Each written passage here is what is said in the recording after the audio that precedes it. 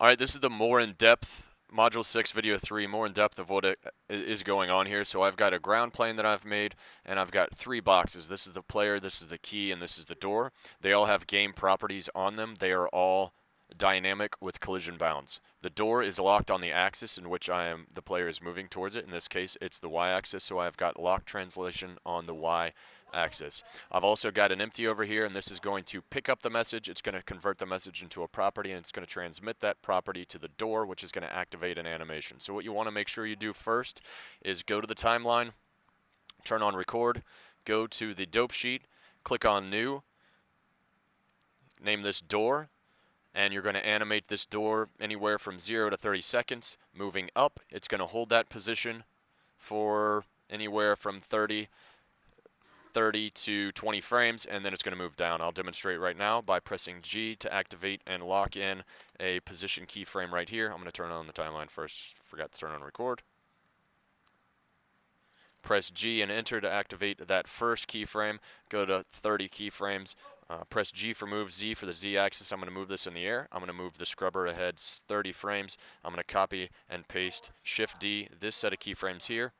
I'm going to go ahead and move to 80 keyframes. I'm going to select the first set of keyframes, press Shift D, drag that here. At 80 frames, I'm going to move the scrubber back to the left. I'm going to call this door.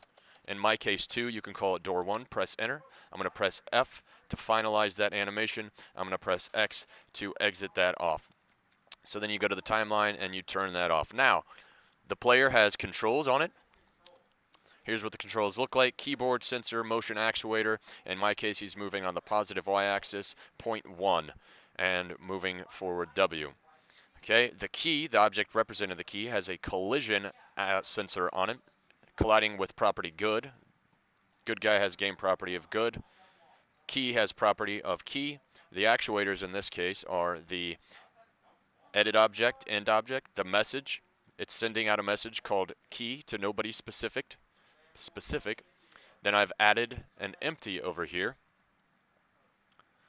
It receives the message of the key, and it converts that message. The actuator for that object is key. It adds to the key. So what you have to do on the empty is add a game property, convert that into an integer of key, and then also it has to receive this message over here, that once it receives the property and then it equals 1. And then you take this and you hook it up to the action of the door, and you do that by holding shift, clicking on the door, and the door is going to be this object up here. You add the actuator, make it the action actuator, and then here you set up your door.